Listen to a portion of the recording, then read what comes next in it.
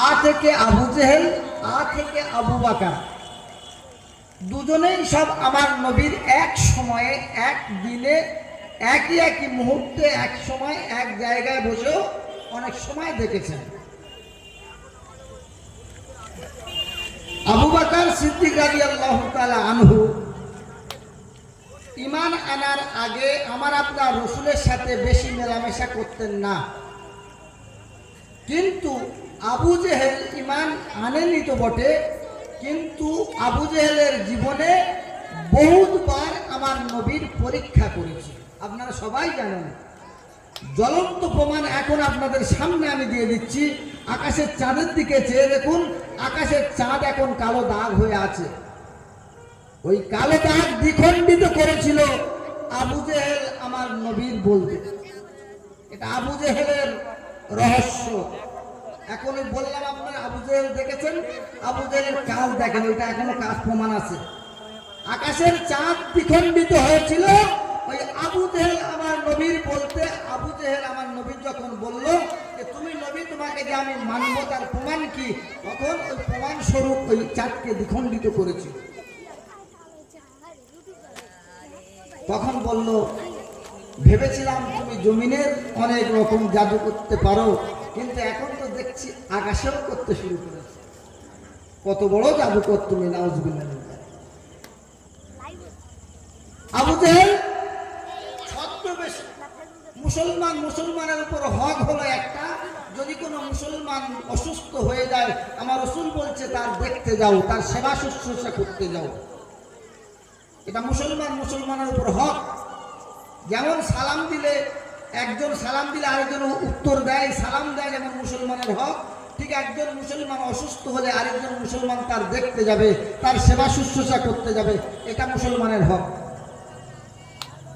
রাসূল যখন শুনলো নিজের চাচা আবু জেহেল অসুস্থ হয়ে গিয়েছে, আবু জেহেলের দেখতে আমার রাসূল ছুটে চলে যায়।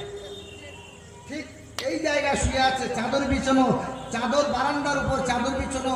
নবী আমার এসে চাদরের উপর পা দেবে, বিরাট গভীর গর্ত খোলা আছে, কুয়া খোলা আছে।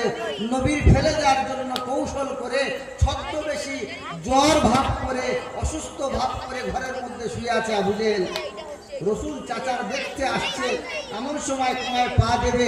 জিবরাইল আমিন আলাইহিস সালাম, ইয়া রাসূলুল্লাহ দাঁড়ান।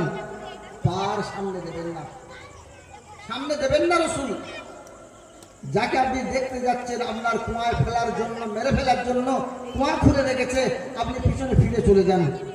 রাসূল পিছনে ফিরে যাচ্ছে, এমন সময় ও চাদরের মুখ থেকে মাথাটা তুলে রেখে আমার ভাইপো মুহাম্মদ ফিরে চলে যাচ্ছে। ছুটে এসে জাপটে শক্তিশালী আবু জেহেল আমার রাসূলের জাপটে ধরে কুয়ার মধ্যে ফেলে দেবে। এরকম চক্রান্ত করে লাফ দিয়ে উঠে নবী ধরতে যাবে, পায়ের দিকে খেয়াল নেই, আল্লাহ পাকের রহমত কুয়ার উপর পড়ে গেল।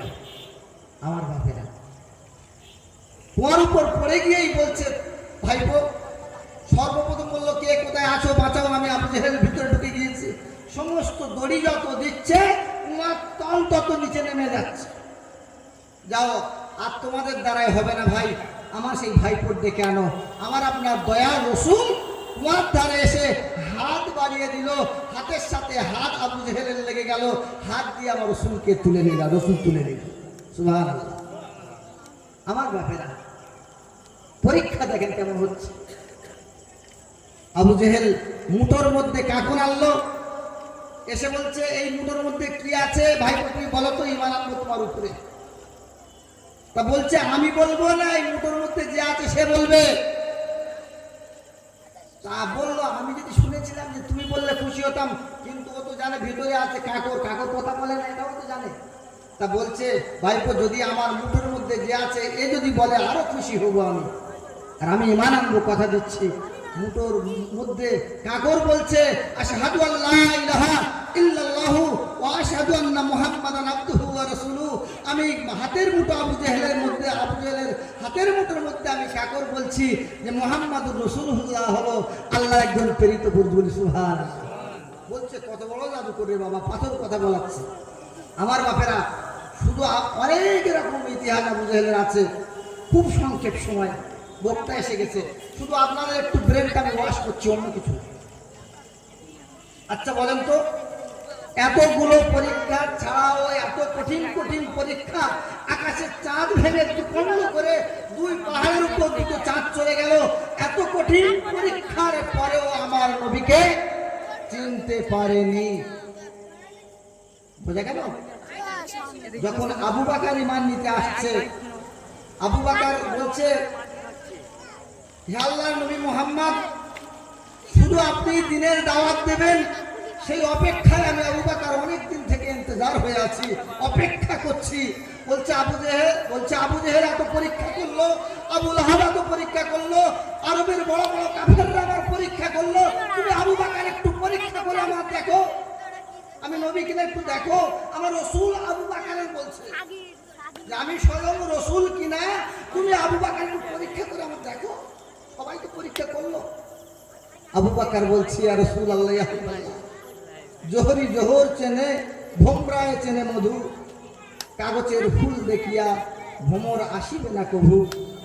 যত আপনি কাগজের ফুল এখানে লাগান, কাগজের ফুলে কিন্তু ভ্রমর আসবে না, মৌমাছি আসবে না। আর এই যে সুগন্ধি ফুল আপনারা লাগিয়েছেন, দেখেন কত পোকায় সেই সুগন্ধি ফুলের মধ্যে লেগেছে।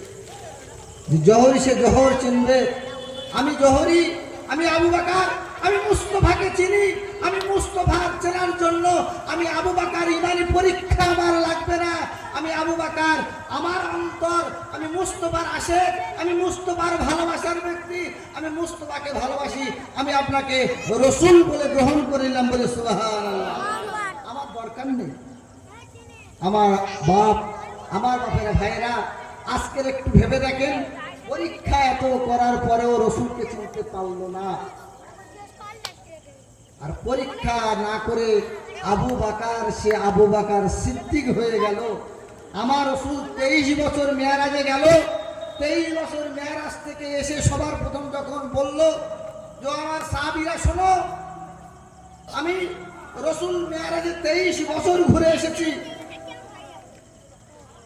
তখন এক সাহাবী বলল, কেমন করে হয়?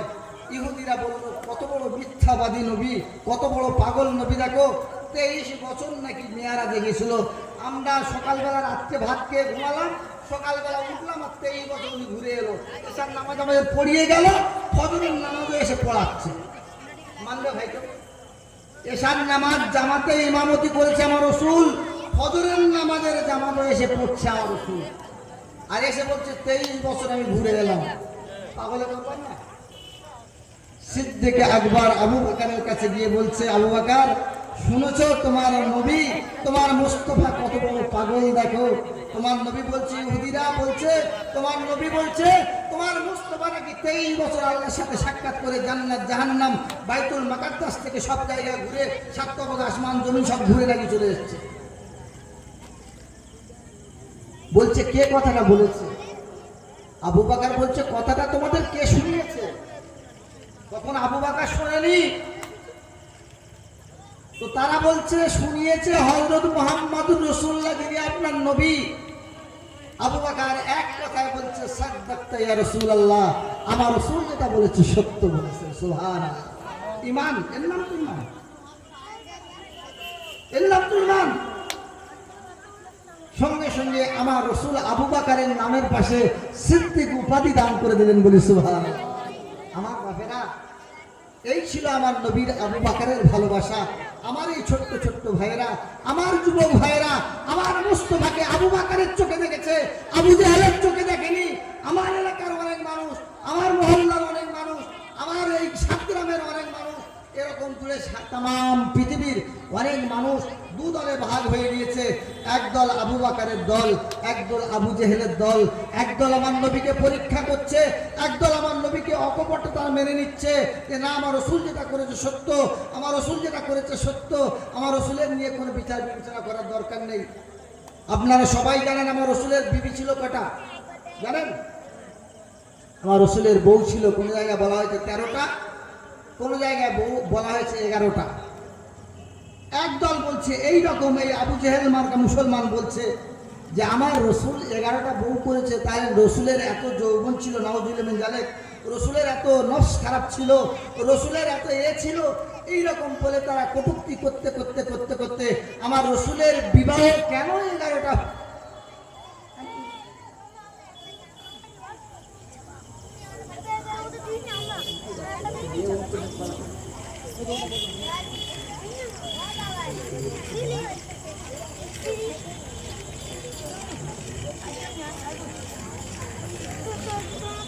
ও ভাই জামাত হচ্ছে তাহলে আমাদের 8:15 জামাত।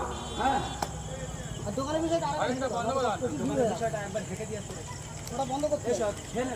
হ্যাঁ, তাহলে আমরা এখন নামাজের জন্য বিরতি রাখি, নামাজ হবে ইনশাল্লাহ, আবার আমরা আলাপ আলোচনা করব।